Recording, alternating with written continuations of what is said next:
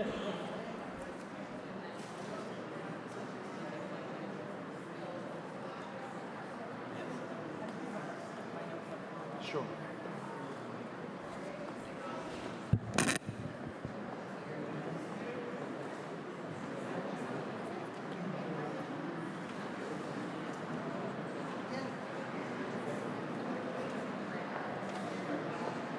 I have some summaries in there of some stuff.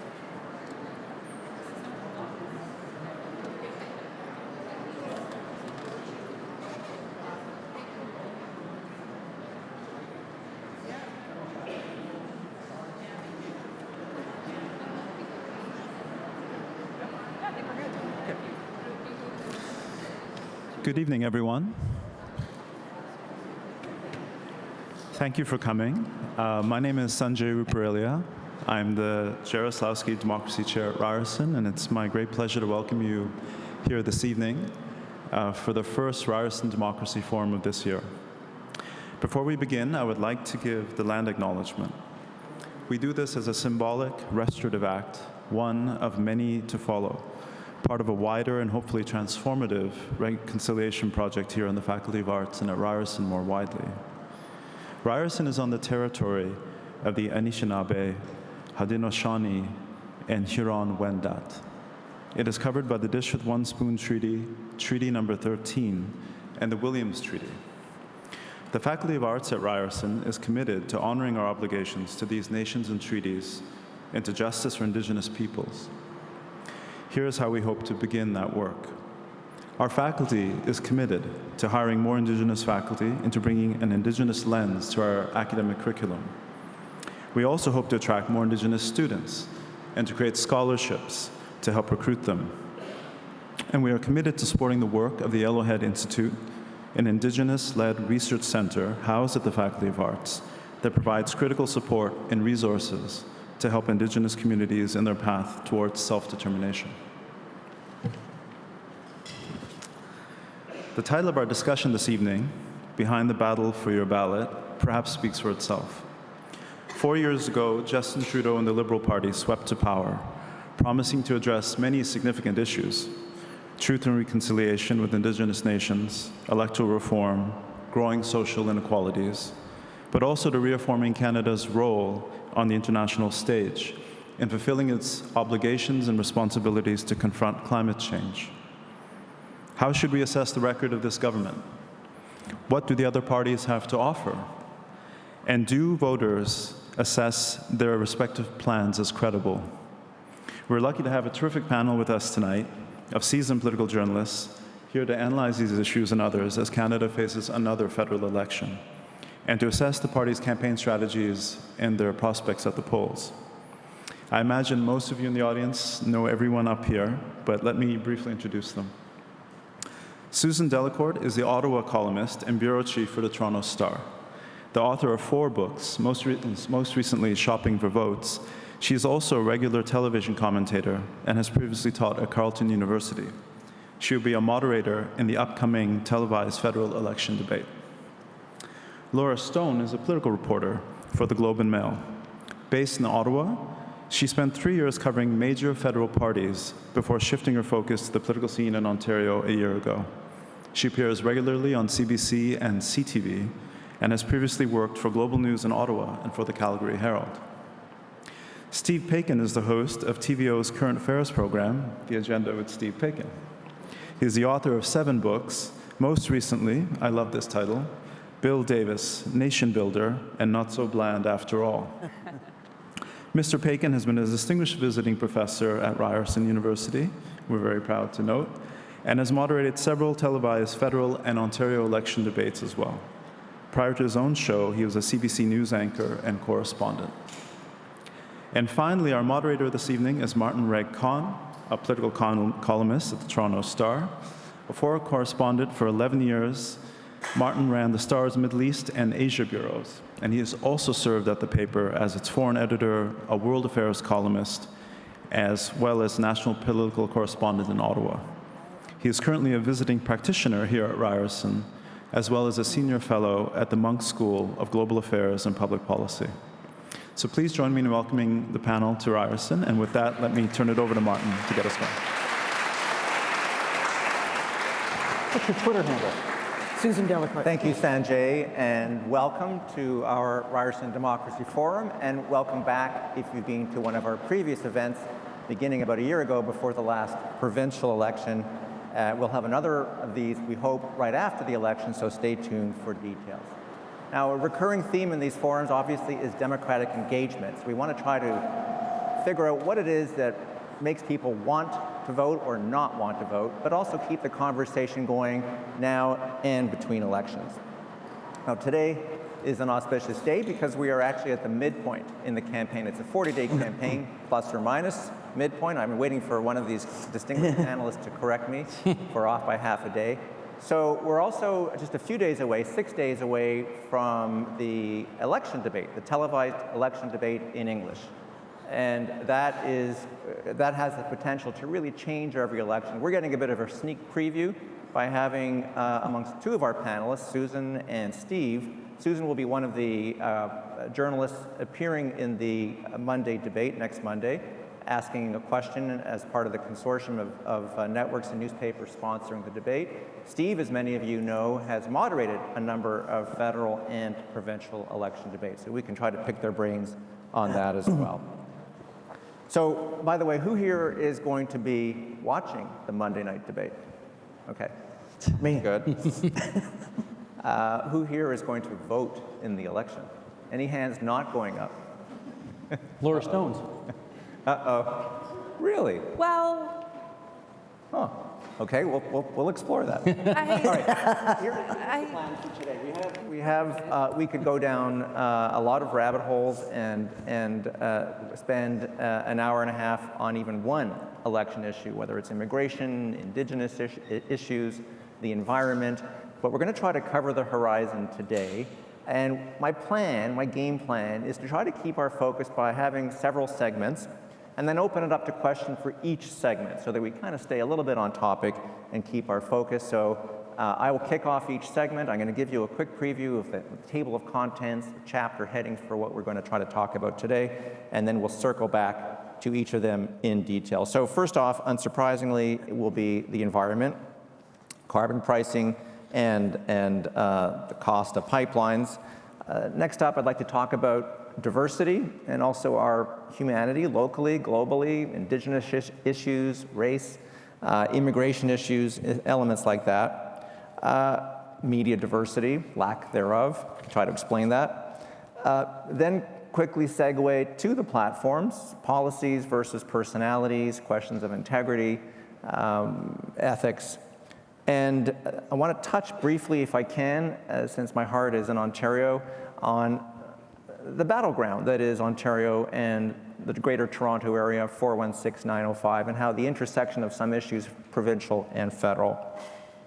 I want to cover a little bit about democratization and democratic engagement and what it takes to get people motivated enough to vote, because a lot of us are worried that the turnout will not be as high as it was last time, 4 years ago. So we'll circle back to each of those. Let's begin with a bit of a scene setter. I'm going to ask our panel and go around the table, as it were, to just take stock of where we're at the midpoint. What has surprised you? What were you expecting? Susan has talked a lot in some of her columns in the Toronto Star, a little plug there, about the elements we thought were going to dominate the debate, and then the unexpected, of course, beyond blackface and brownface, which we can talk about later. So, Susan, why don't you kick it off? What has surprised you? What has seized you at the midpoint in this campaign?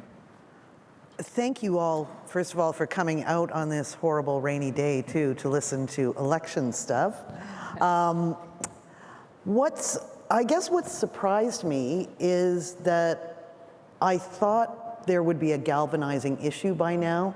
I thought there would be some momentum and energy behind this campaign, and I don't know about my fellow panelists, but I went door to door in Toronto last week, and I found people were answering the door and engaged with it, but everybody had their own election going on. Like, some people are following the blackface, brownface stuff. Some people are following climate. Some people are following affordability. But it seems like it's almost like a choose-your-own-adventure election right now, you know, that everybody has a different ballot question, and there's no national, I start to hate the use of the word narrative, but there's no overarching narrative to this one. And when we always talk about the ballot question, which is jargon, but what is the preeminent question that is in your mind as you walk into the ballot box, Steve? I was waiting for the same thing, Yeah. and I haven't found it either. At the beginning of the election campaign, we were sort of waiting for one issue to sort of emerge. I don't think it's happened yet. To the extent that there's one thing that the entire country has been focused on, it's the blackface, brownface issue. That presented an opportunity to have a national conversation about the level of racism in the country, our discriminatory past, and I think polls suggest the country is, or much of the country is not all that interested in having that conversation right now. So I, like Susan, am waiting for something to emerge. Maybe it will at the debate that you're moderating, but maybe it won't. Most elections are usually about something. This one so far seems to be about not one thing in particular. Yeah, I wouldn't call it nothing. No, but not nothing, It's about but a bunch not of one things. thing. Yeah. Susan, or Laura, what have you found covering the campaign so far? I'm surprised by how close the race appears to be, and like Susan, that there doesn't appear to be one runaway issue or one runaway campaign. For most of the campaign, although polls, we caution about polls because they can be wrong, and we've seen examples of them being wrong. But even just I recently did an article about the 905, about the suburbs of Toronto, and even just talking to people, going door to door, going to malls, and just chatting with people, you do get a variety of opinions of what they're thinking about, what they think of certain leaders, and there's not one defining narrative from people. The Conservatives and Liberals appear neck and neck at this stage, and so do the Greens and the NDP. So I think what has surprised me most about this election is that there doesn't appear to be, at this stage, and a lot can happen in the next 2.5 weeks, a clear front runner or a clear storyline of where the election is going. Yeah, and so much of the media coverage often, for better or for worse, is to focus on the horse race. I call it horse racism. And even that has been hard to puzzle out, and we're now so cautious of polling, as Laura suggested. Polling is broken in some ways, or if polling isn't broken, then voters are more unpredictable than ever, and so therefore polls have a hard time taking a reading. So let's set the agenda, if we can, and focus on the first chapter, the environment. Carbon pricing, pipelines, if you want to drill into that. But so often, speaking of polling, which is why we're also skeptical of opinion polls, people will say that healthcare is their top of mind issue, and these days it's more likely to be the environment, global warming, are top of mind. But when you ask people if they're prepared to dig into their pockets, put their money where their mouth is, suddenly they kind of get a little bit jumpy, and the Conservatives, federally and provincially, have figured out how to make the environment and carbon pricing a pocketbook issue, and suddenly it's about paying lip service and not digging down deep. So I'm going to ask Steve first why the Conservative Party has kind of run away from global warming. Andrew Scheer was AWOL at the day of protests on Friday. Thanks. My daughter was there. And the party has a tradition with Brian Mulroney and Bill Davis, about whom he has written a book, please buy the book, in which the environment was preeminent. So Steve, what's going on there? Brian Mulroney was voted the greenest prime minister in Canadian history. Bill Davis created the Ministry of the Environment, I believe, and was Transit Man of the Year in the 1970s. So this is a party that has a history with the environmental movement. One of the first things Mr. Davis did when he came into office was cancel the Spadina Expressway, and he did it in part to establish his bona fides as a green Tory. I'm saying all this because in the past, environmentalism and Toryism were not inconsistent. Maybe in later years that is no longer the case. The one thing that has, I guess, surprised me a little bit so far in this campaign, Martin, is that the conventional wisdom, I think, going in was that the Liberal Party was vulnerable and that the main beneficiary of that vulnerability could very well be the Greens. Elizabeth May has now, what is it, her fourth election as leader? Maybe fifth, actually. Longest serving leader. Yeah, longest serving leader. Yeah, 5. 5? I think, yeah, 6, 5. 8. 11. 11, 15, and this one. She was leader in 2006, right? I don't think she was, yeah, I think it was 8, 11. I think this is her 4th. Been around a long time. Been around a long time, Yeah. yes. This is a typical thing, right? This is good, get the facts right. I like this, yeah. And at this point, the assumption was that Canadians knew her the best out of all the leaders, or certainly as well as they knew the Prime Minister. They had a level of engagement and trust with her. They knew who she was. They knew what she was capable of. And to the extent that the Liberals were vulnerable, she would be the beneficiary of that. I don't think I talked to too many wise guys at the beginning of this campaign who said, yeah, the Greens are only going to come back with 1 seat. There were lots of predictions well beyond that. Yep. And yet the early indications in the campaign, admittedly, 2.5 weeks to go, she hasn't gained traction yet. That's very true. And I'd love to know why. I don't really get it. And the Greens, I used to find when I covered the NDP that people often parked their votes between elections, kind of a protest vote, and then as election day drew near, they would focus on who's going to actually be the government. And I feel now that the Green Party has supplanted the NDP as the parking party, where you park your vote, and then as the election day draws nearer, you change your mind. Laura, why do you think the Greens haven't gained traction? Elizabeth May is a great debater, so what's happened? Well, I think there are now several parties where you can park your vote, several alternatives in this election. One moment. We're getting one of those emergency alerts here. Are we? That's something. Amber Alert. Oh, okay. Is it? Wow. Okay, yeah. Oh, wow. I didn't get that. Don't anybody call and there's complain about that. There's sort of, I think No Amber Alert this is sort of a splinter election. There's Greens, there's also the People's Party of Canada, which will be a test of whether the right is also split. And there isn't the NDP to a degree because they're not as prominent as they were heading into the last election. But I disagree somewhat with the premise of the Greens not having momentum. I think if you look at May as preferred prime minister, and if you look at daily polls, at least from Nanos, which is what the Globe and Mail and CTV are using, you do see the Greens steadily rising and basically tied with the NDP at 13 or 14%, which I think is quite significant. How efficient is that vote, though? How many seats can 13% deliver? Well, it depends where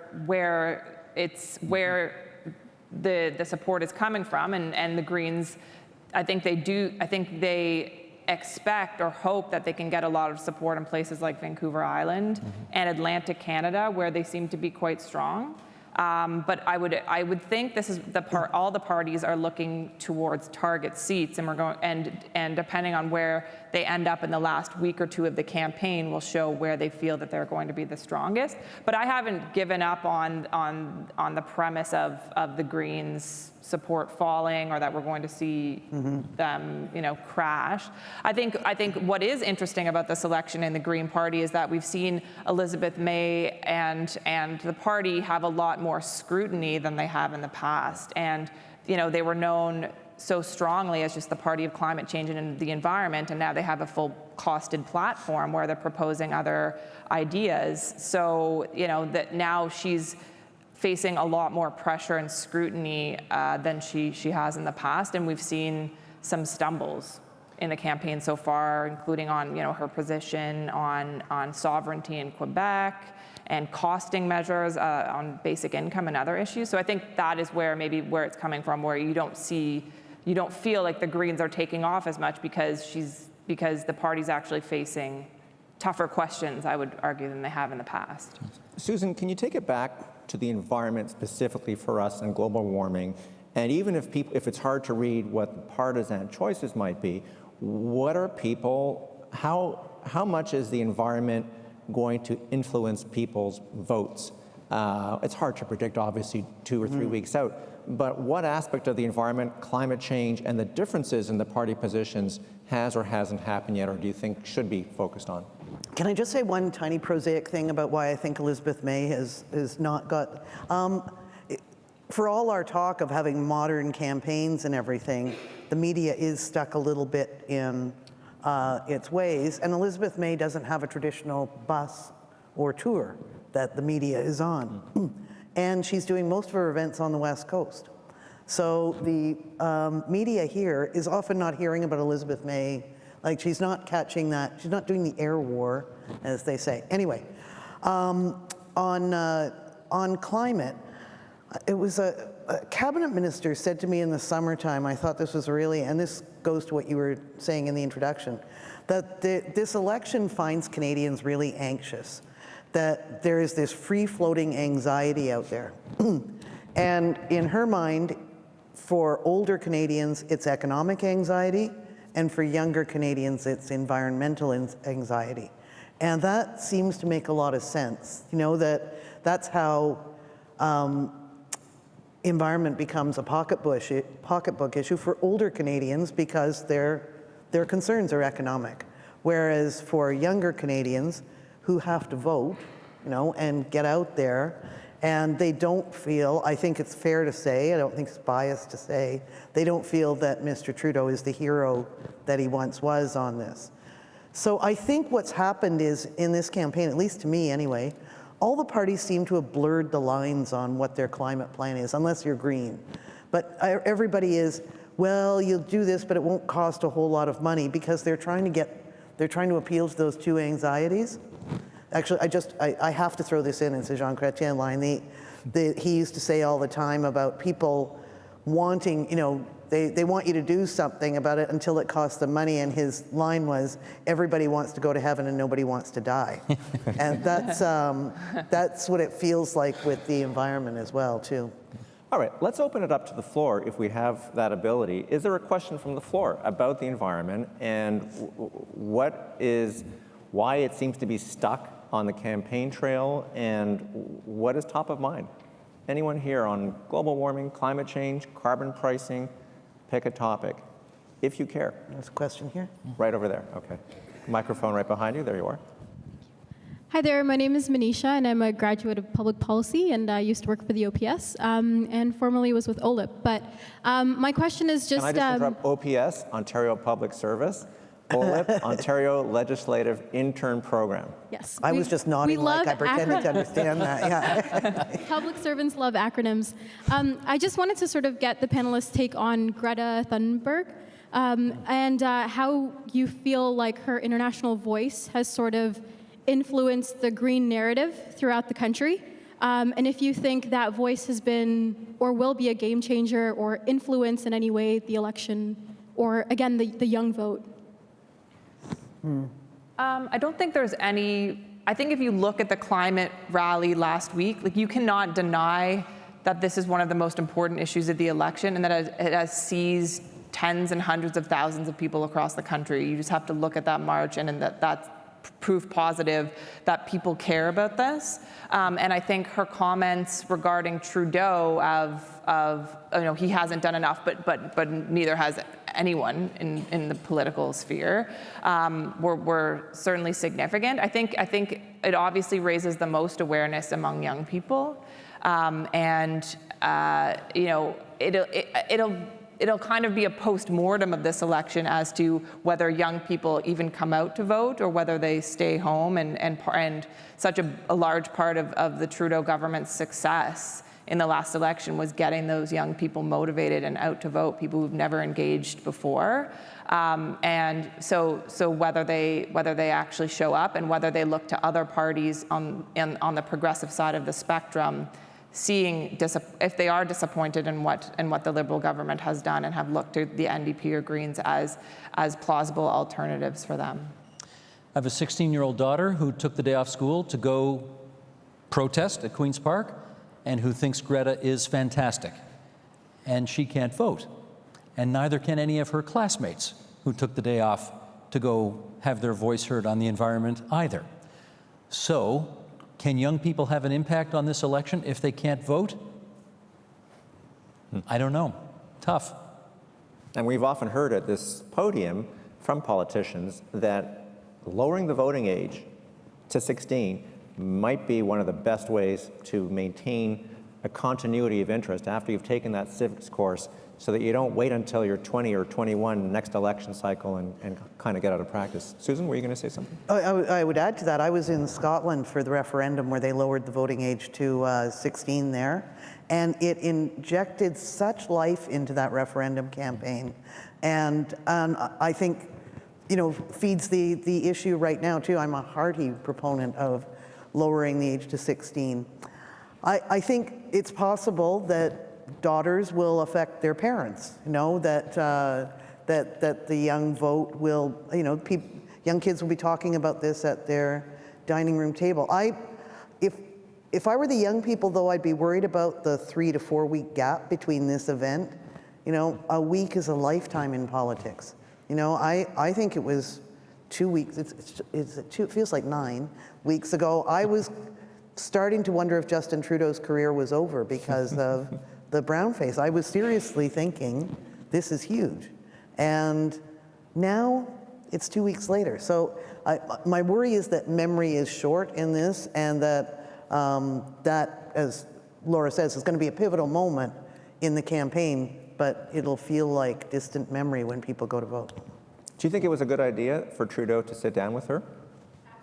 Even though she criticized him, that's okay. It was a good engagement.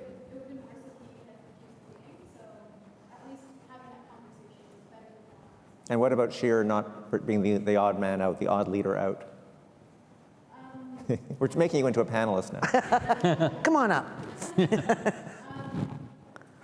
telling to what the party sort of prioritizes. So I wasn't as surprised. Yeah, fair enough. I thought it would be really nice to sort of sit down with her as well. Yeah, okay. Another quick question on the environment, yes? Sorry, I have a microphone here, so we'll go here first, and then let's go here, and then we'll go there quick. Go ahead. Go here first. You can go. Okay, thank you. So I'm a little bit worried about those politicalization of the environmental issue. So what it means is that, let's say we are very polarizing electoral, and we are having a very polarizing environmental policy, which when the conservative wins, it's going to be doomsday, and when the left wins, it's going to be heaven. I mean, it's not like that. So, but what I see, I go to a lot of environmental-related events. I talk to a lot of people who's been very expert about this issue, but it just, they also become like also divided, like politics now. So I think it's eventually not going to help us anyway to implement the goals. So I think that's something we really got to focus, that the environmental issue, I mean, even the Greta talks about the science, not her, and I think it's a perfect example that we really focusing on the issue, not these too much party lines. And your concern is that the environment is becoming a political football instead of a more non-partisan issue, which is why I asked Steve about the history of the Conservative Party. Susan, why don't you take that one? Yeah, just say, I'm really a big fan of Elizabeth May's idea of a war cabinet approach to the environment, that she says she's not going to be prime minister, so she can't implement this. That's her saying it. But I really like the idea of having an environmental committee of cabinet or of all parties. That I think if it is this serious, and I think we do know it is, and I think Canadians would be open to that too. I don't think Canadians want this turned into a political football either. I think one of the things we're seeing in this election campaign, beyond the lack of a narrative, is the public saying, come on, you guys, get your act together. That listening to them yelling at each other. There's a woman who said it very articulately to Trudeau last night on his interview with Rosie Barton. She was saying, I just want to go to work every day. I don't want to hear you fighting over why I can't go to work every day. And I think it's that way for the environment too. And when we had our first debate, our first forum here a year and a half ago, we had the 4 provincial party leaders here, and it was like a miracle watching them all get along. It wasn't a debate, it was a forum. And we saw that with NAFTA, right? With the bilateral Canada-US negotiation. There was kind of the beginnings of a war cabinet where all the leaders were brought in to discuss a common position. Brian Mulroney acted as an advisor. Of course, in the campaign now, we see Andrew Scheer trying to drive a wedge on NAFTA and say he dropped the ball on that, and actually some other Tories saying, not really. Actually, the Trudeau government and Canada as a whole collaborated well on that. Let's turn to the question. I just want to add something, Mark. Yes, sorry, Laura. I also it's a bit of a fallacy that as well, that all young people are liberals or progressives. There's plenty of young conservatives out there too, and they often get forgotten in the conversation. But I just want to add that it's not, just because you're young doesn't mean you're liberal or progressive. You can also obviously have conservative beliefs and values, and just you can't paint all young people with one brush. And so there's, while we look at the climate marches and there's plenty of young people there are all young people on all sides of the spectrum. And without tarring young people, especially the audience here today, the fact that there is a lower voter turnout for young people does hurt the environmental issue and allows people who aren't focused on the environment to make that calculation. Let's go, you have the microphone here, yeah, go ahead. Yeah, so I'm an actual young person. It's my first election. A real live young person. Yeah, pinch me, I'm real. No, so I remember reading back when the federal carbon tax backstop was implemented, a little while before, after the law had passed, but before it went into effect, there was a poll done that asked the question, has the federal carbon tax affected your cost of living? And people, like a significant majority of people said that yes, it did, even in provinces like British Columbia that don't pay it. And this is part of like what I've seen as a kind of a pattern in this country and kind of globally of the public at large kind of just not understanding very basic facts about, in particular, the climate. So my question is, to what extent do you think all of these sorts of ideas of trying to avoid the politicization of climate or having a war cabinet to deal with it are even worthwhile or worth discussing if it seems like people just aren't well-informed enough or mature enough even to discuss it in a way that is accepting of reality? So that's a bit of a trick question for our panel, because are people too dumb to understand the intricacies of carbon pricing? It's a fair question, but a tricky one. In BC, to clarify, they do have a carbon tax. They were the first in North America to have a carbon tax. Your point is it didn't change because there was no federal carbon tax backstop that added. They were exempt from a new carbon tax. Ontario, price of gas today, I looked yesterday, is actually lower than it was when when Justin Trudeau brought in the federal carbon tax or carbon levy backstop on April 1st. So you can ask people whether it's hurting them in the pocketbook, but gas is actually cheaper today than it was several months ago. Can I jump on this one for a second? I'm going to bring I'm going to come at this from a bit of a bizarre angle. 21 months ago, Patrick Brown was turfed as the leader of the Ontario Progressive Conservative Party. And beyond what that did to that party and the changes that eventuated because of it, new leader, new premier, all of that, I have to remember that Patrick Brown was a PC party leader who had signed on to the carbon tax. He was not going to fight it. In fact, he said, as long as it's revenue neutral, I'm embracing it, and it will help fund many of the promises that he wanted to make. I think the country would be a relatively different place had what happened to him not happened to him. The so-called resistance would be missing its most important figure. We would not be spending $30 million to go to court to fight the carbon tax, which has already lost once, and who knows what'll happen again. But it just seems to me that Brown's ouster set in motion a series of events that potentially changed the conversation on the carbon tax in particular, but environmentalism in general in the country. And we are seeing the consequences, good, bad, and indifferent, as a result. Good point. Kind of a counterfactual to what could have been and the potential consensus. I just want to say you're too young to be jaded and cynical. you got to get some years in before you decide public's stupid. Okay, I want to switch gears so that we stay on track. That's been a really good engagement on the environment. Let's talk about what I'm using by way of shorthand: diversity, our humanity, locally, globally, kind of a grab bag to see what sticks here. We talked a moment ago about how the environment wasn't as dominant an issue as we expected. And Sanjay and I were just talking the other day about how foreign policy is forgotten in this election. A year ago, Susan will know, and Laura, that immigration and refugee issues were really hot, and the Conservatives federally were again making a big deal about, quote, illegal border crossers, unquote, and worried about a global pact on migration, claiming that the United Nations was going to tie our hands. These were big, hot-button issues last year, and they're so far not high on the agenda here. The diversity issue that resonated the most, briefly, was blackface, brownface, and questions of race. So I'm going to just throw it open to the panel. No specific question. Well, let me start with Steve, actually, on what I started with, foreign policy. On your show, The Agenda with Steve Paikin, you talk a lot about foreign policy. So why does it never seem to be a question in an election? Can I tell you a dirty little secret? We don't care as much about television ratings as those who sell commercial time and have to deliver eyeballs to advertisers.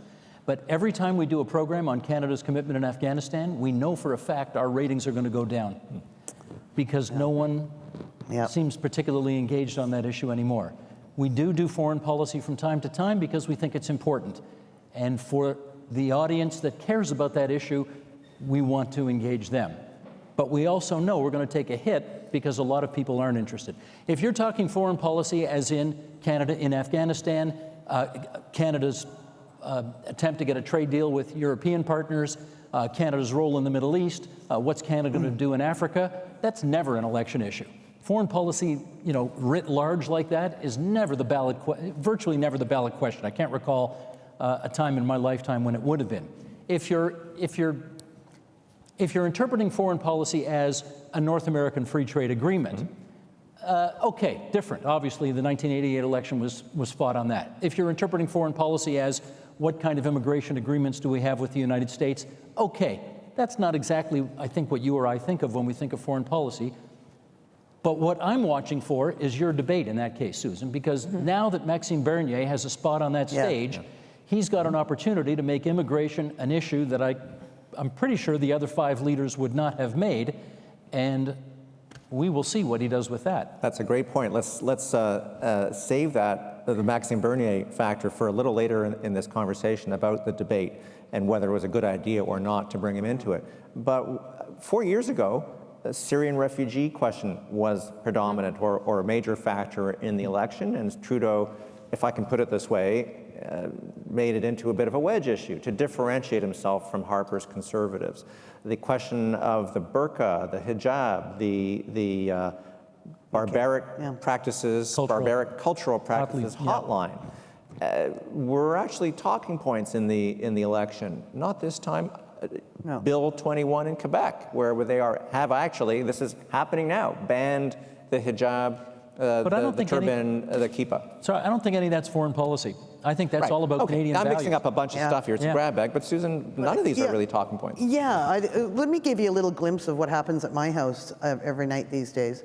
My spouse is totally transfixed by what is going on in the United States. It's the impeachment of a president. And he has been for a while, and as am I, totally transfixed by what is going on in the United States. We are watching the potential collapse of a democracy. There's a lot of scary, stupid stuff going on in the United States right now, and in Great Britain as well.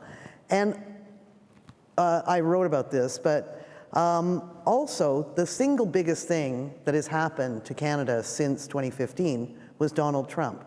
He has consumed a huge amount of this government's attention. He threw it off track. Many of the things they didn't get done because they were so focused on handling the unpredictable Trump. So I find that I agree with Steve. It's not, often foreign policy is how it makes us feel about ourselves. It's a domestic concern. But I am kind of surprised that this is an elephant in the North American room. And maybe it's because all the party leaders don't see themselves as Donald Trump. But we're not having a conversation in this great democratic exercise about the real dangers to democracy on our very doorstep. And I kind of regret that. I don't know how you'd have it, but I regret that we're not. And there was a lot of second guessing or predictions, speculation in the last Ontario election that the rise of Donald Trump would hurt Doug Ford because people would have overdosed on disruption and populism. That didn't happen. So there seems to be a bit of a compartmentalization among voters. Laura, before we throw it open, any questions? So get your questions ready. Any thoughts about, again, broad issues of foreign policy, diversity, and also race? The lack of Indigenous issues has not become much of a talker at all in this campaign. Any of those elements? I agree we will get to it when I think the debate is going to be a key watermark in this election, because we just have not seen all the leaders on stage discussing these issues amongst themselves, but it is starting to happen. I mean, Scheer released his foreign policy in part today, where he vowed to cut foreign aid by 25% in order to pay for some of his promises here. And if you have any opinions about that, feel free during the Q&A session. And also we had the cancellation of the Monk debate, where foreign policy was the key issue to be discussed, and that was because Trudeau wouldn't go. And the organizer said that there was no point in having that debate. So, I mean, you could argue that the Liberals didn't want to have this discussion either.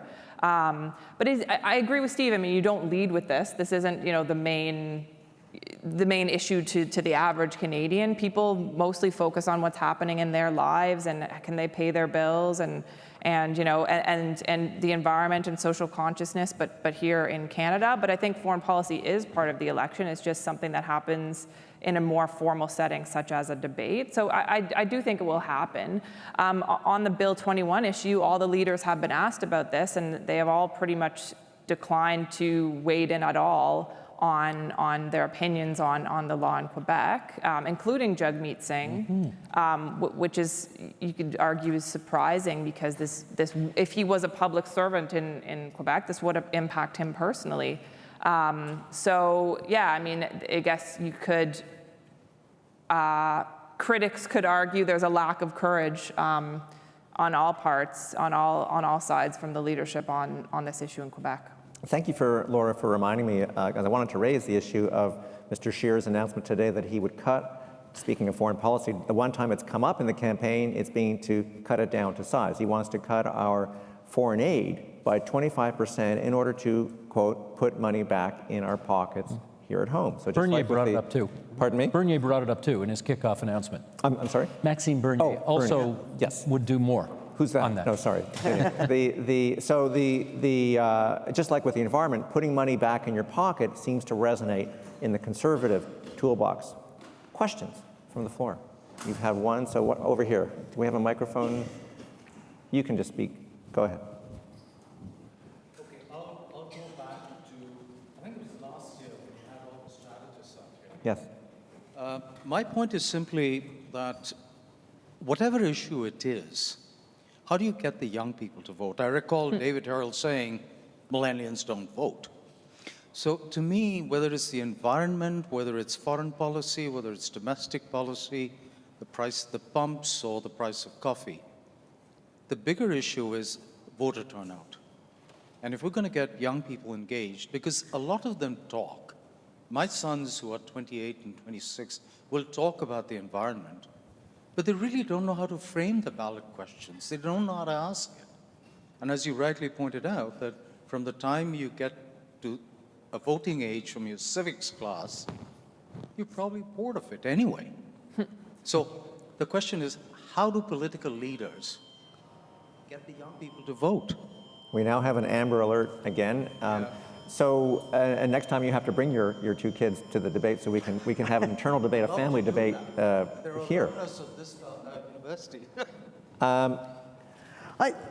Elections Canada is doing some things to, there is, I think, again, I can't remember anything now without Google at my side, but Elections Canada is doing some things to have a young voters initiative in this election. In other words, you can be 16 and go and vote, won't count, but I think that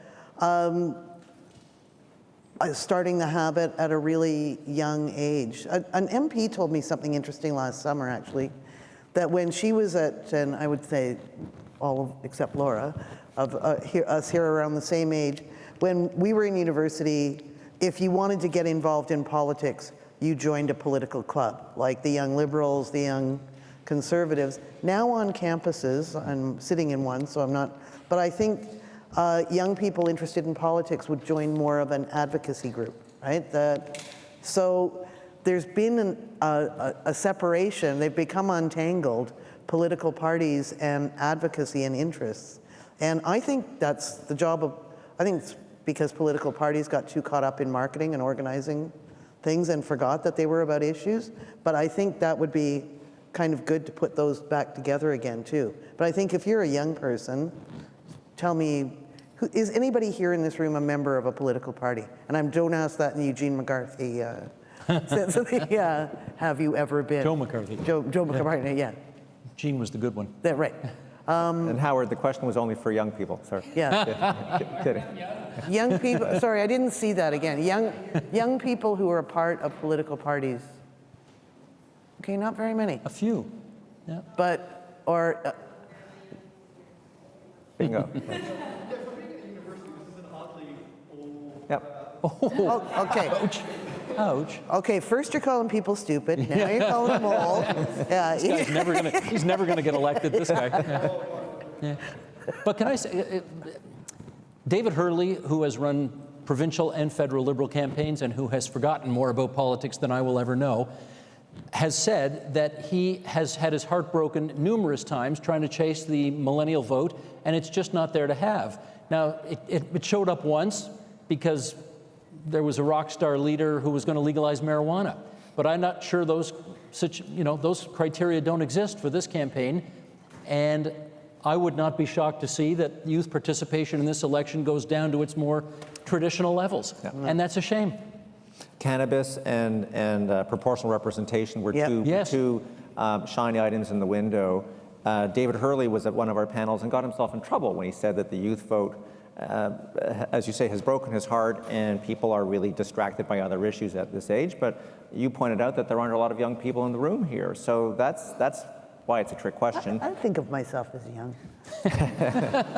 Laura, were you going to say something? I just think that there's this sense, and it's among young people, but also the voters at large, that their vote doesn't matter, like it doesn't count. Yeah. And you look at how your riding has gone in the past, and you say, well, it's either Liberals or Conservatives, and it's one or the other, and if I vote for Green, I'll just be throwing my vote away. And it's like this cycle of nothing matters, and this cynicism that is baked in at an early time, unless you do believe in one of the parties that has a chance of winning historically.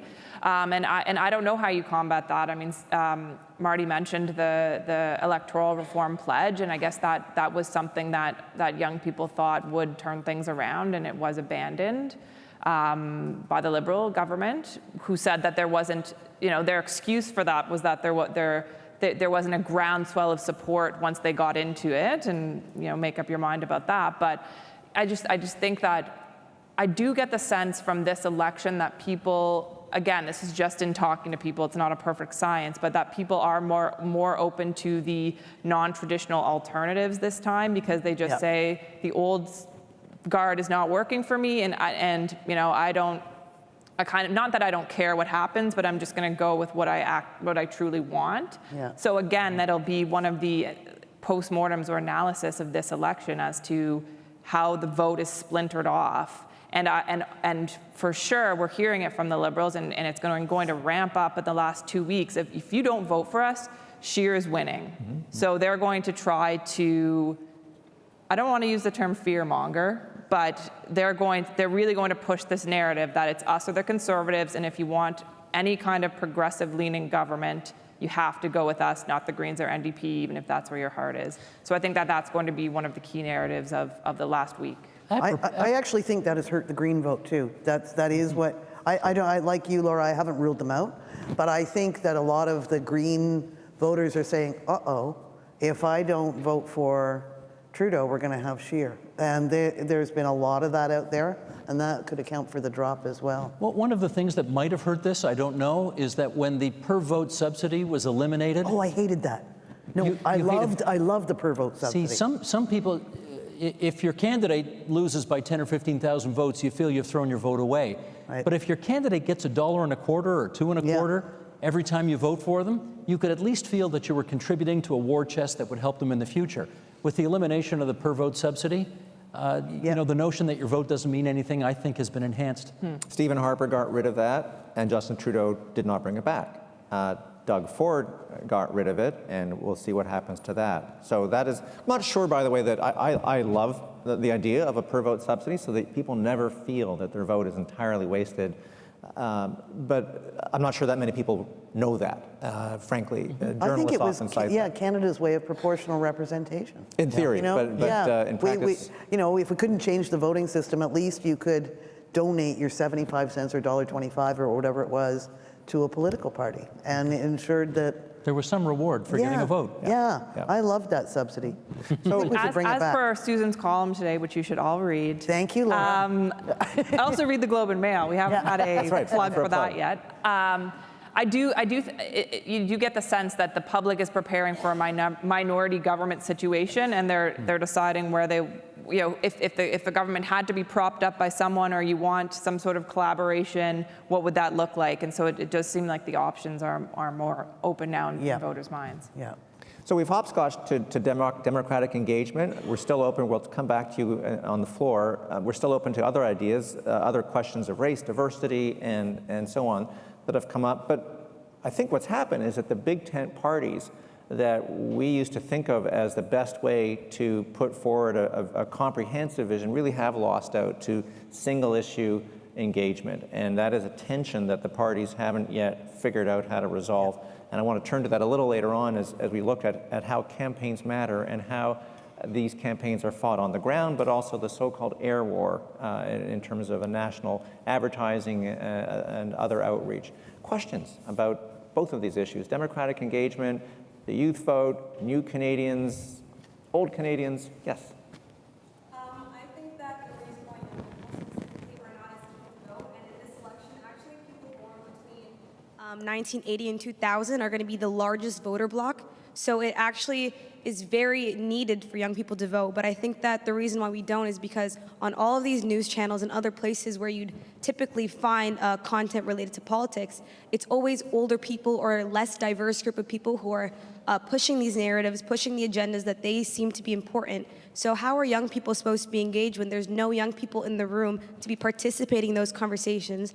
And then even when you speak about race and when it comes to Trudeau and Blackface, the only reason why I feel like my peers and I are more engaged now is because of this taboo thing that's going on. Because typically, other news, we're not as engaged in because it's not targeted towards us. There aren't people in those rooms that are diverse when it comes to race, when it comes to age. So I feel like it's a catch-22 when you want to engage this audience, but there's people in those newsrooms or in those publications that aren't taking the steps that they need to actually get that audience engaged. What did you think of the whole controversy, blackface, brownface, and has it changed your vote? Funny enough, I was on Global News and I spoke about it. So I'm a media student at Ryerson, and I personally think that it was a good thing because it woke people up to the fact that we have a history of racism in this country. And as a person that is black, and I've had so many privileges in terms of schools that I've been able to go to, I haven't escaped those biases in my day-to-day life. Trudeau wearing blackface 20 years ago doesn't have an impact on my day-to-day life. And what has an impact on my day-to-day life is the structures that allow these racist practices to be held.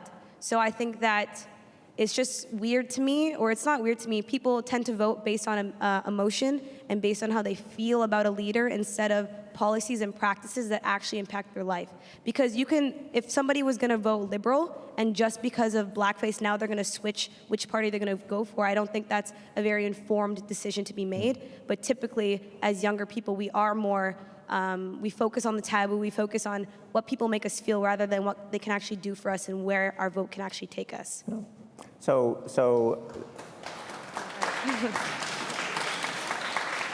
a missed opportunity. The event itself, obviously, a lot of us were appalled by what we saw. But you're saying beyond that, we got bogged down on that, and we coulda, shoulda used that opportunity to have a larger conversation. Yes, and I think that people of color aren't as shocked because we're used to these things. All my friends that aren't black are way more outraged about this than I am. And I find that to be quite alarming. And the fact that we keep on thinking of Canada as this place that is not like the United States. We don't have this history of racism. We don't have these issues, but we do. And it comes to the point where it doesn't really matter what people's personal opinions are of you. It matters more on how structurally these systems work against you rather than personal opinions. So I'm going to fall for the trick question myself before turning it over to these much wiser panelists, and just say that a lot of us are struck by the whiteness of the media and the people who are covering the federal election. Part of the problem is that the media, and this is an explanation, not an excuse, but I'm going to share it with you anyway because you don't seem like a hostile audience, that we got hit in the media by a death spiral that has affected the hiring of young people. And so as the media tried, and it did try because I've seen it, I'm old enough to have seen it, sprinkling buyouts for old white journalists wasn't high enough for me, to make way for young people. And they did hire young people, and they were the first ones to be let go when the media retrenched. Our newsroom is half the size. We had 400 journalists when I started. We're well below 200 now. So you can see where the squeeze play was. Explanation, not excuse. Over to you, about her observations about the missed opportunity that you had mentioned. Well, I think there is that the media is also looking at ourselves and looking inward at how we can increase diversity and give voice to people in our own publications who represent a different point of view. And I think that's kind of a reckoning that we're going through right now as well. I've lost my train of thought because I had something else to say. I'll jump in while Okay. you think. It's tricky though, because journalism is teaching, and you know this, is teaching you to keep your own view out of things, right? So a lot of us have been trained, nobody can keep their views entirely out of things, but just having better representation doesn't fix all the problems, that just being a different color or being diverse doesn't change the diversity of the whole thing. You see what I'm saying? That came up. Susan and I were at Word on the Street on Sunday, and that question came up, and I thought that was very interesting. That we had more diversity there because we had Chantal Hébert alongside Susan as well. There are different diversities. We don't have any Quebecers here today. Not to minimize your question. But that question of keeping your opinions out for journalists has forced us to grapple with it. That's right, yeah. Anyway. Yep, sure. Just 2 days ago, I was speaking with the former CEO of the Canada Post, Delacourt, who, when Justin Trudeau came into power, told him to reapply for his position, and he disagreed and he left. We talked about this diversity thing, and he said, problem is, whenever somebody who is not white is appointed, people will say, oh, that's just filling a quota. That's just this thing. It's always minimizing the diversity issue. Well, welcome to the world of women, though, too. I'll make one more comment, sorry. Yeah. I did ask that question when David was here with the previous panel. Steve may remember it, and Martin. I asked, do the political parties know who is a Canadian? Who what? Who is a Canadian? And the gentleman from the NDP said, no, we're a bunch of old white guys who don't recognize anybody else. Not even women. I remembered what else I was going to say as an example. CBC, for instance, CBC Power and Politics, they now do this youth panel where they have a bunch of young people, a diverse panel where they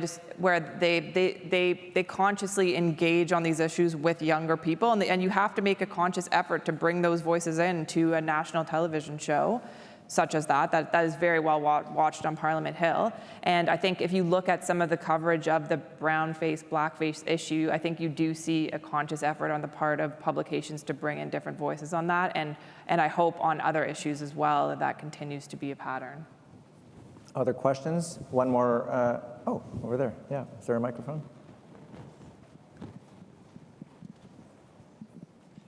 Actually, just picking up on the same theme, you tend to notice liberal hiccups benefit the NDP as a general pattern in elections. They bleed some support to the Conservatives, but a bit more to the NDP. And it's been interesting to see the brown face, blackface hiccup not really show that pattern, at least not beyond one or two polls in the summary of polls that the CBC has and shares. And I've paused to think to what extent the fact that the NDP leader is a visible minority has had anything to do with that. And I'm just curious, we've been having this conversation here and some different comments, and I'm wondering if you think it's played a role in the federal election and in the low levels of support the NDP has had throughout. In the low number, so what was the last part of your question? The relatively low support they've had. The NDP? Yeah. If you think the brown-face, blackface controversy has translated to why they have low support? Sorry. No, why? Or why you think they Have have a low visible support? minority as a leader, Okay, and therefore, sorry. yeah. And wondering if the fact that conflated the two. Jagmeet Singh is a visible minority I see. has prevented some more support from going that way that might have otherwise gone that way. Essentially a ceiling on his support, because the NDP might otherwise have profited but for the fact that he is the first Canadian political leader, as the cliche now goes, to be wearing a turban. Did that put a ceiling on his support, on his potential growth? I'll try. I've talked about, I come from small town Ontario, and I'm confident that I know people. I couldn't name them, but people who would say, I just can't vote for somebody who doesn't look like the traditional view of a prime minister in this country. We saw a little smattering of that at the plowing match. Were you there? I wasn't, unfortunately. No, the plowing match, where all the politicians go, people were saying it to Jagmeet Singh. I didn't think a guy wearing a turban could drive a tractor and stuff too. I'm a big fan of this stuff getting out into the open and aired.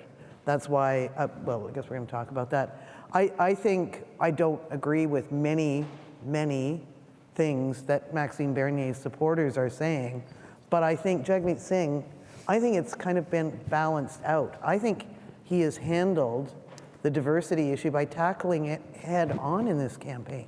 He has taken off his turban for the Quebec ads. He has spoken quite eloquently during the blackface, brownface thing. So I actually, it sounds like a weaselly journalistic answer I had thought that there was going to be a lot more hidden prejudice in this campaign about a visible minority leader. And I've been pleasantly surprised to see, that people are, this is my impression, seem to be keen to hear from him and hear him speak on these topics. And I think the debate could be really interesting on this. Maxime Bernier versus Jagmeet Singh on this could be quite fascinating. And I think it deserves to be aired in Canada so that we don't see it explode like it is in other countries. Let me share two competing themes that I have heard on this. We have a pollster on our program every Friday named Erin Kelly. And Erin doesn't survey 1,000 people on landlines every night. She surveys 300,000 people in every riding in the country every night, and includes social media engagement as well. She's with a company called Advanced Symbolics out of Ottawa, and they've got some algorithmic thing going on that people my age do not understand, but suffice to say, it's absolutely state-of-the-art, and she was able to tell me 2 days after the blackface, brownface scandal broke that it cost Trudeau 25 seats. And she's also able to say, we've now seen 12 of those seats come back. So she's into a level of depth and analysis that I think is beyond what the average pollster can offer. And what she has had to say is that the blackface, brownface scandal gave Jagmeet Singh an opportunity for what I think, and we remember him from Queen's Park, his finest moment in public life. He has so far so overperformed the very, very low expectations that people had for him that he's at least been noticed. It has not translated into support yet as far as the artificial intelligence algorithm can determine. The one place in the country where he's having a bigger problem is Quebec, where multiculturalism is just not quite as much a thing as it is in the rest of the country. And we know that the orange wave of Jack Layton's was reduced significantly the last time out, and at the moment, it looks like it is due for another drop down. 2.5 weeks to go, a debate to go, who knows? But those are some of the competing things that this artificial intelligence polling is picking up so far? I feel daunted by this AI rival You do. that I Tell me have about to it. Yeah. compete against. I'm going to jump in as an opinionated moderator for a moment on Jagmeet Singh. And I chuckled when, forgive me, when Susan mentioned that comment from the plowing match, because if you've covered India as I have, Punjabis, Jagmeet is of Punjabi descent. It is the granary of India, so they do know how to farm. But Jagmeet, who I covered and got to know a little bit in Ontario politics, I think is underestimated. I think he, like Justin Trudeau, has the most growth potential as a politician going forward. And clearly this was his moment. He spent a lifetime preparing for this reckoning with race that we're all trying to grapple with.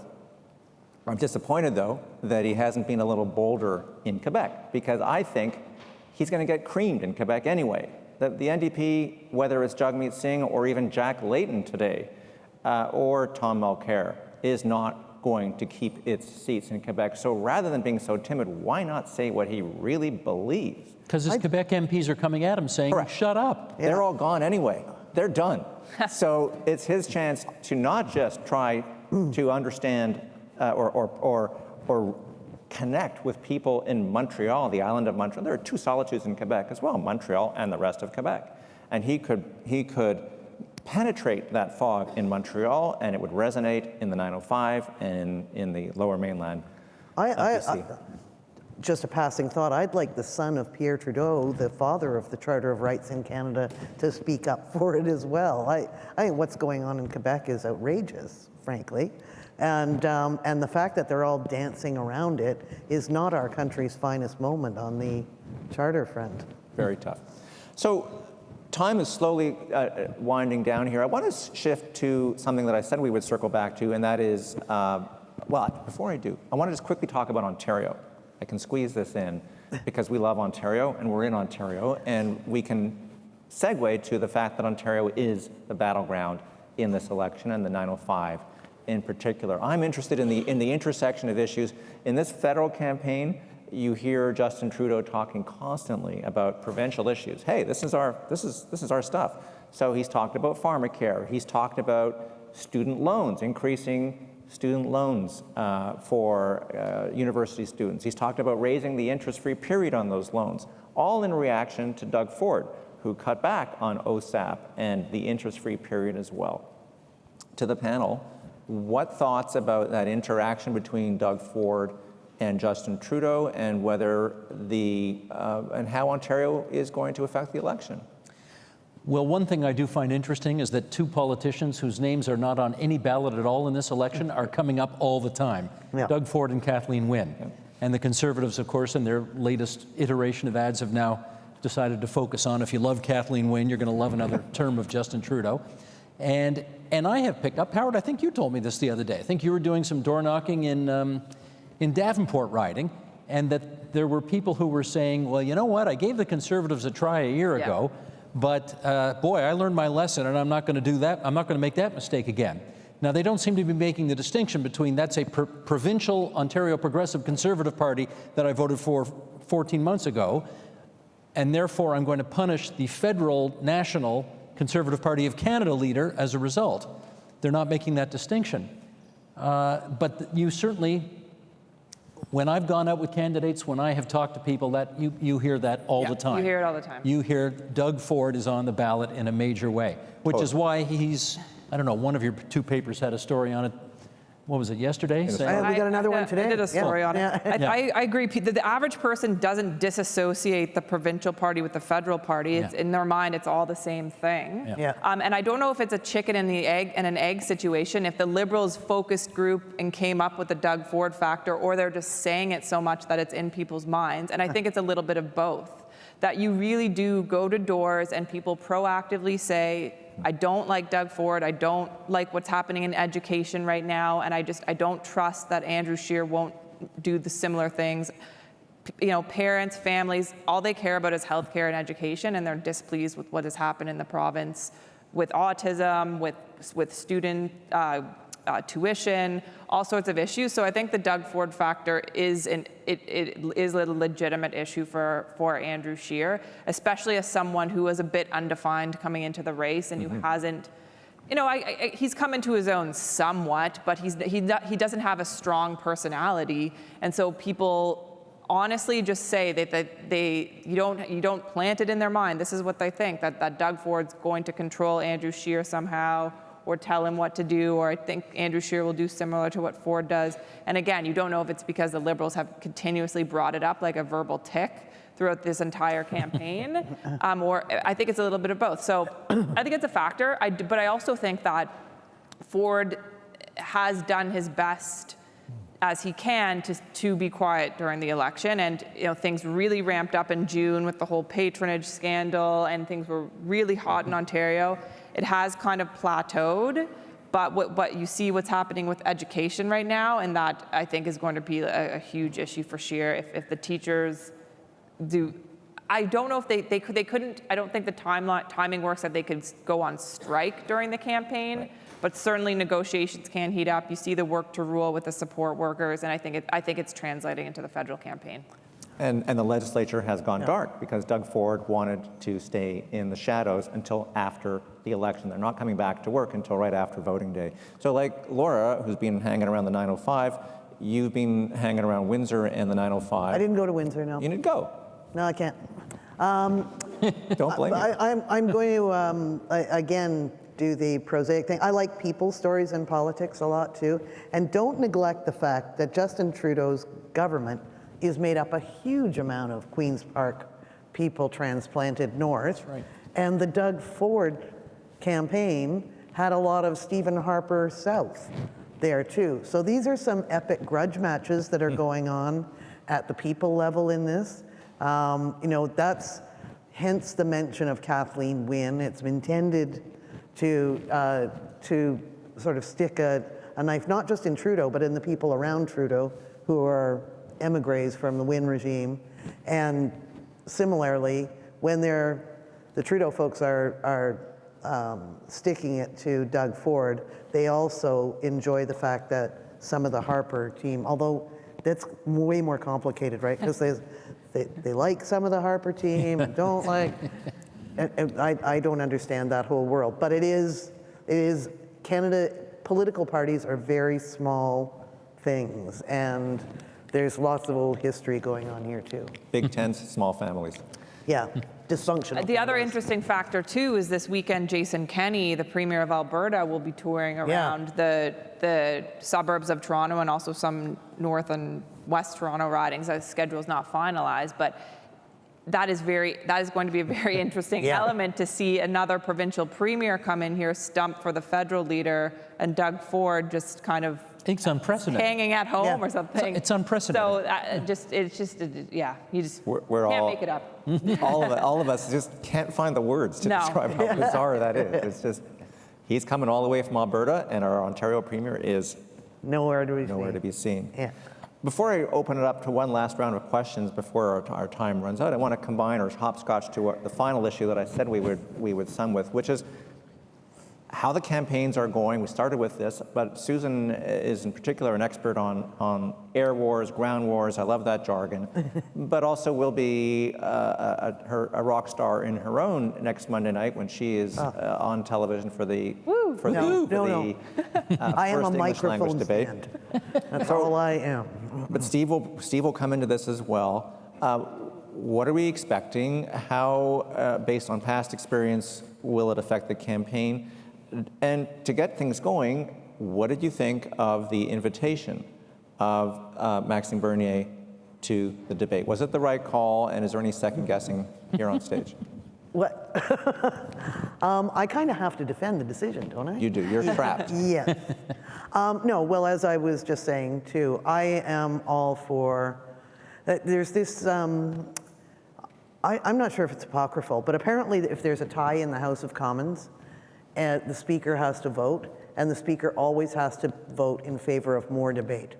The Speaker always has to make sure that debate, and I think that's a good rule for journalists too. Like, we should always be in favor of more debate.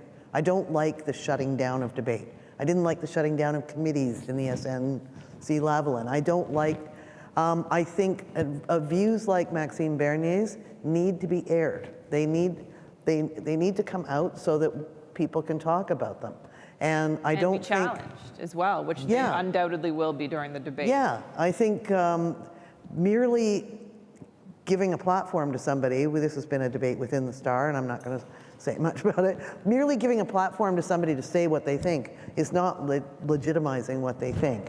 And I'm not just saying it because I'm one of the moderators. I'm very glad that there's going to be a chance for Jagmeet Singh, Maxime Bernier, and people to have this out rather than letting it emerge in some strange yellow vest protest somewhere. And before I turn it over to these two, that part will be fascinating, as Laura pointed out, that interaction. But I'm also a huge believer, especially when I'm speaking on this campus, that we cannot be an echo chamber, and we cannot assume that everyone in this country is behind the national consensus, if we want to call it that, on multiculturalism and diversity. You need only spend time in Australia, in the UK, in America, and much of Canada outside a university campus to understand that a lot of people not only think Elvis Presley is still alive, but are also opposed to more immigration, bringing in refugees, and not talking about it won't make that 10, 20, 30% go away. So, right, Col?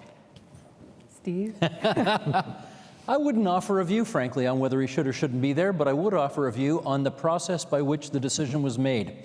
I have, as a hired gun, if you like, as part of this process in the past, been uncomfortable with having to defend decisions made by a media consortium, which frankly has no particular legitimacy other than they're the ones who just decided we're going to do this and we're going to invite the leaders and whoever shows up does, and we're going to prevent some leaders from showing up. I like the fact that there now is an official debate commission headed by a former Governor General who I think most people also a former debate moderator.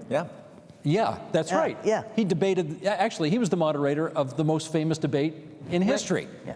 You had an option, sir. I mean, it was David Johnston who put that to John Turner and 1984. Changed everything. Changed the election overnight. The polls went like that. Anyway, so I have a great deal of confidence in David Johnston's ability to weigh information and make a good decision, which is what he's done. So to me, the fact that we have an actual debate commission in place, which has an established criteria in place that have to be met or not for who decides to participate or who gets to participate or not, is all a good thing. When I was doing debates, there were no actual written down criteria. You got to participate if the consortium felt you ought to participate. And when the Greens sometimes used to ask, well, how do we get into this thing? You know, it was like reading tea leaves or something like that. And remember, Steve, when the Greens wanted in, Jack Layton and Stephen Harper. That's right. Said decided no. Yeah. And don't think Jack so. Layton Yeah. went along with that because he considered, the NDP considered the Greens a threat Which to they his were. Big Ten party, which they are and are today. If you watch Jagmeet Singh and Elizabeth May going at it in that City TV debate, which Justin Trudeau was not at, my goodness, Jagmeet Singh was pretty feisty in going after the Greens. So we'll see more of that possibly as well. Laura, any thoughts on that? I am just really looking forward to the debate. No, I'm legitimately excited. I think it's, come on, Susan, it's going to be fun. TV, get to be in front of the cameras. Yeah. No, because we haven't, I don't think there's been enough of an opportunity during this election for debate and engagement amongst the leaders. I hope that the ratings are super high and it's accessible to most Canadians. And I think it will be streamed and everywhere. Yeah, and I just encourage you all to tune in because I think it's going to be illuminating, it's going to be exciting, and it's going to be very interesting. And I agree that we do have to have these discussions and debate and to challenge certain views on all sides of the spectrum. And I think that that's better than not understanding it, because look at what happened in the United States when certain views of people were dismissed or thought that they didn't have a chance, and they clearly resonated with the population. So you have to understand where people are coming from and why people hold certain views. Can I add one thing to this, which is we will watch it differently than most people will watch it. We will watch it as if it's a bit of a boxing match and who gets a good shot in and who's won, who's lost. I think the fact of the matter is Hillary Clinton won 3 debates over Donald Trump, but she didn't win the election. Kathleen Wynne won the last Ontario leaders debate in the last election. Yeah. She did not win the election. Tim Hudak won the last leaders debate in the 2013 Ontario election. He did not win the election.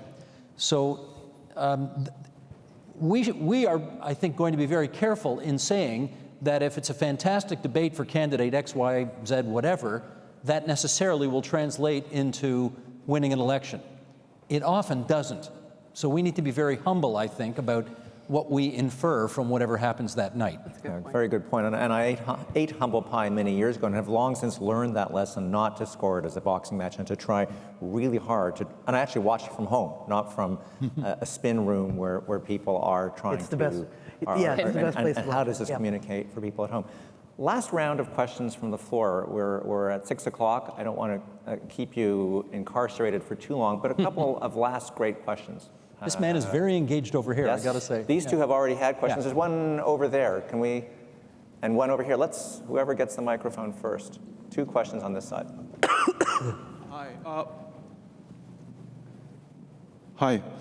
What are your view on the PPC party, the Rising Star? On the PPCs? People's Party in Canada. On which Rising Star? What are your view on the new party? Oh, what is the view on it? Yeah. I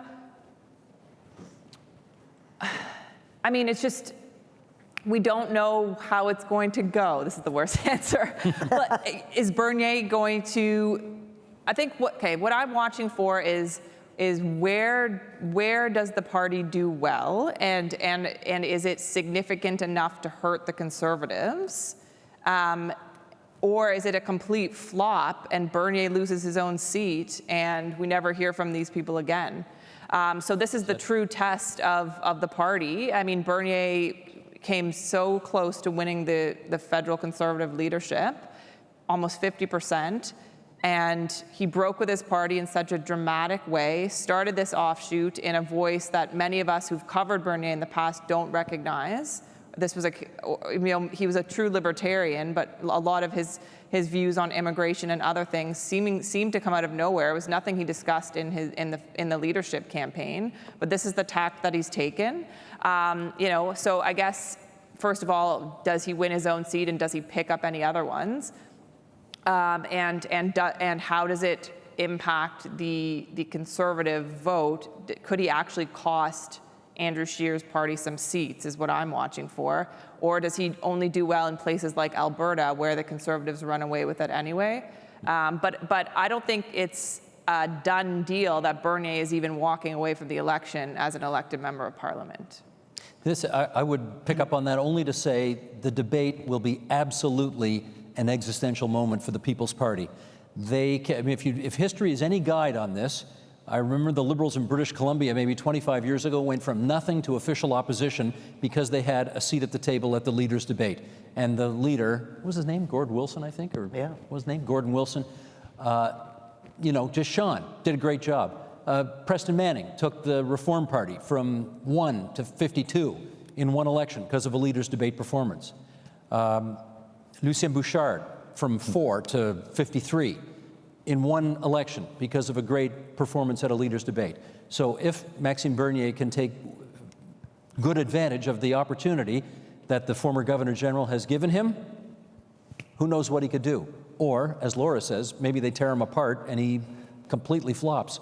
I mean, he's going to be challenged because his main argument, as I've heard it, for reducing immigration is not that we have too much sprawl in Toronto or that we can't absorb or properly integrate. It's that immigrants will bring in Sharia Islamic law to this country. That is his argument, and it is easily rebutted. It's an argument that is popular in some quarters, but I don't think he can sustain it on television if people are ready to address him head on.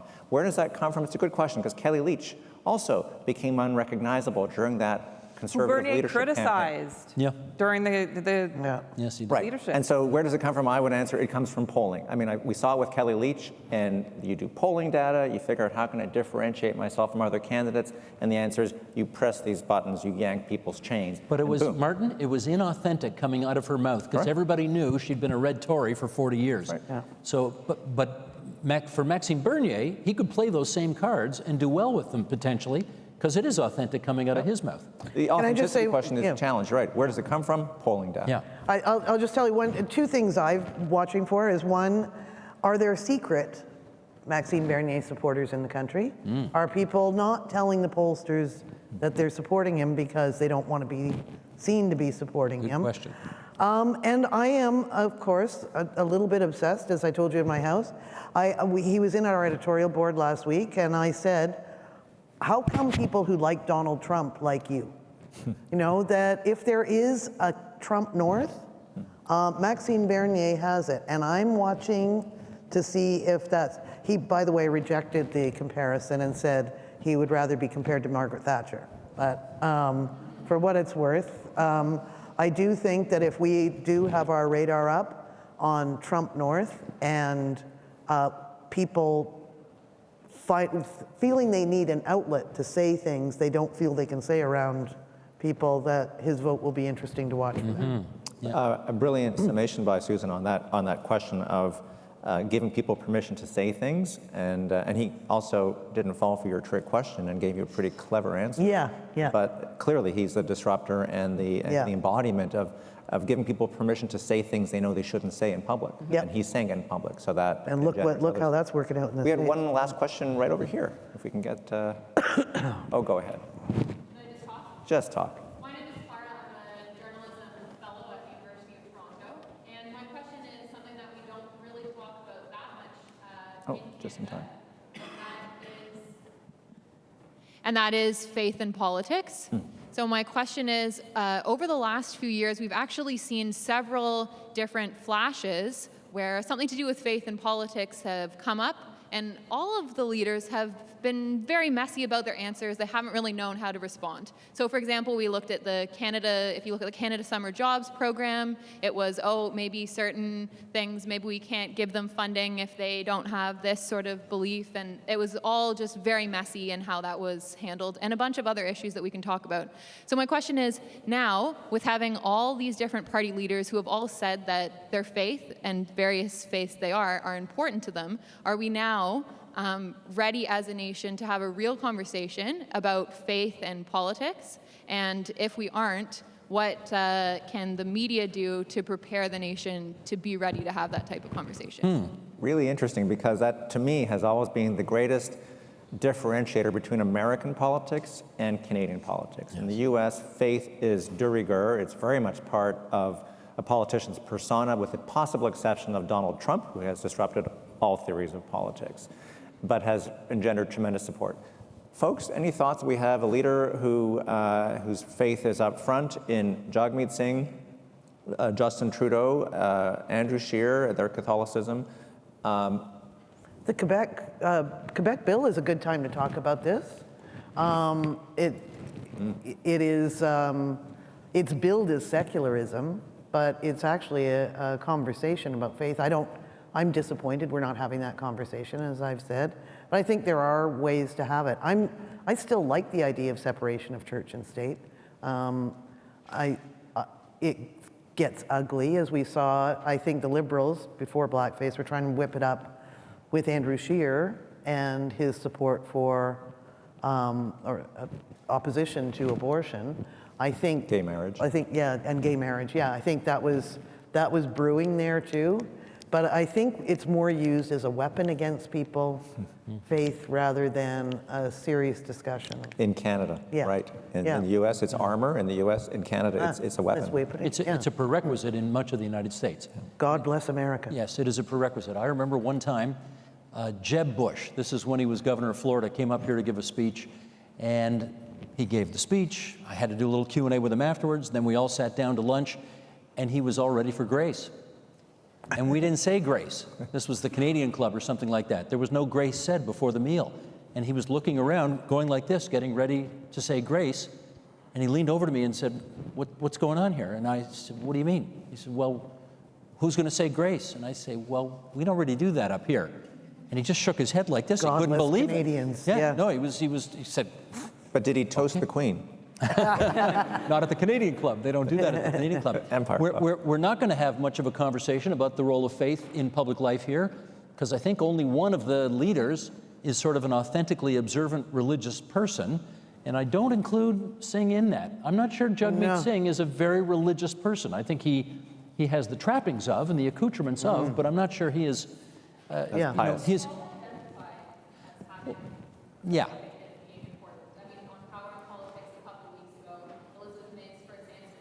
Oh, she's very religious. She is. She's a former Sunday school teacher, and yes. No, and she's trained for the Anglican priesthood. Yes. Yeah. But they also, there's, can you say this? There's sort of an unofficial conspiracy in Canada that you don't talk about religion out there. Right. And if you take any, listen, I know Ontario a little better than Canada, and any time you get a mix of religion and politics, and just for the hell of it, let's throw education into the mix as well. And sex. Canadians won't discuss sex, religion, politics. It is a you-know-what kind of storm. So I don't think it's going to happen. We're a funny country. Yeah, I think Canadians in general respect it, but they don't want to hear about it. And so I think that I don't see it becoming part of the conversation in a broader election campaign, because as Susan pointed out, it is almost used as a weapon against you. And if a leader has a personal belief, but has assured the public that they won't impose that on other people, it's like the other parties won't believe that or try to use that against them. So I do think, I don't know if it's a generalization about Canadians as a timid bunch or private. We're more private than Americans, but it's just not something that I think the public at large just wants to hear much about. Well, and do we have to fess up? We may have a role in all of that as well. I think in the main, the legacy media are notoriously not very religious and therefore are not anxious to put this out there in the public square. We are all infidels. And when I was overseas, I was struck that my American colleagues, for the most part, were people of faith. And I covered faith for 11 years when I was in the Middle East and Asia. So I'm very respectful of it and try to understand it. But I also think Steve makes a very good point. Media bias, yet again. Thank you. I think we're out of time. You've been fantastic. Sanjay Ruparelia will give us a formal thank you and summation. I just want to quickly say thank you personally to these fantastic panelists for agreeing. Thanks for coming. Well done, everybody. To come out. And I want to give a quick shout out to the Faculty of Arts and to Charmaine McKenzie and to Pam Sugiman, the Dean, for supporting this and other democracy forums. And with that, Sanjay will give us a more formal thank you. Well, I think Martin already thanked all of you for coming, and to the panelists. It was an incredibly stimulating conversation. He gave me the impossible task of, as he said, giving a summation.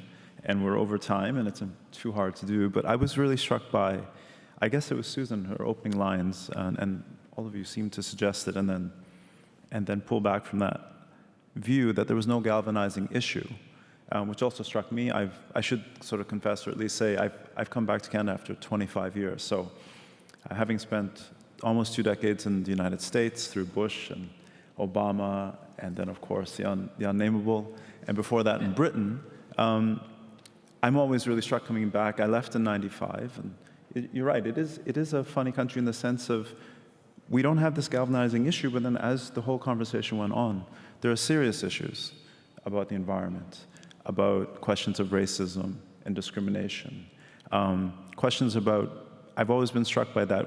If you meet Canadians abroad, if you go abroad, very proudly have the Canadian flag on the backpack. My American friends used to say they put it on so they wouldn't get harassed because Canadians were treated better. And yet, as you say, foreign policy is never an issue, and yet the stakes are really high. And I think that's what really struck me when I was listening to all of you, is that they're really weighty, significant issues. We're not discussing them as much as we should be, and we really should be. Whether it's Bill 21 in Quebec, which shocked me. Absolutely. I was still in New York when I read that happen. I thought, no, this can't be right. And nobody was protesting against this openly. I kind of thought was really shocking. And so I think that that's something that's really striking about it. And I think if you think about it comparatively, that's what I usually do. I think one of the biggest issues is actually our electoral system. So that there's nowhere, if you're disaffected with one of the two main parties, where do you go? And in a sense, they know that. And I think that's the big difference. In Europe, if you sort of think about the last 10 years, you've had whole party systems fracture in France with Macron, in Spain with the far left and the far right coming in Portugal, in Italy, in Germany, the far right. And what happens is because you have this proportional representative system, there's somewhere for your vote to go. So this idea of the subsidy for your vote, which I never knew, I think is a fantastic idea. And only time in a first-past-the-post system where you will see a galvanizing issue, unfortunately, as the British are discovering, is when you have a real crisis, right? So in a way, Canada, in a funny way, I think part of it, nobody said the word complacency, but almost like you get a sense of, well, things have been relatively good in Canada over the last decade. I'm always against shock. The fiscal deficit people talk about as an issue, but if you look at it, we have the lowest debt in the OECD. It's declining even with a 1% deficit. There's a lot of things that have to be fixed, so why aren't people saying they're willing to spend more to fix it?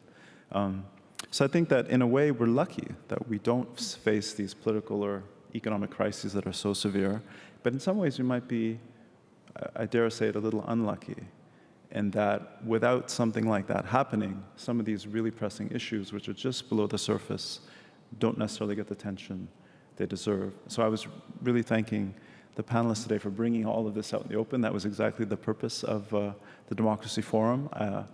It was Charmaine and Pam, I think, who came up with the name. I think it's perfect because it's really meant to be a forum. And to all of you also for contributing your questions and thoughts. And I think it was a really terrific conversation. So I just wanted to thank the panelists again and thank all of you for coming.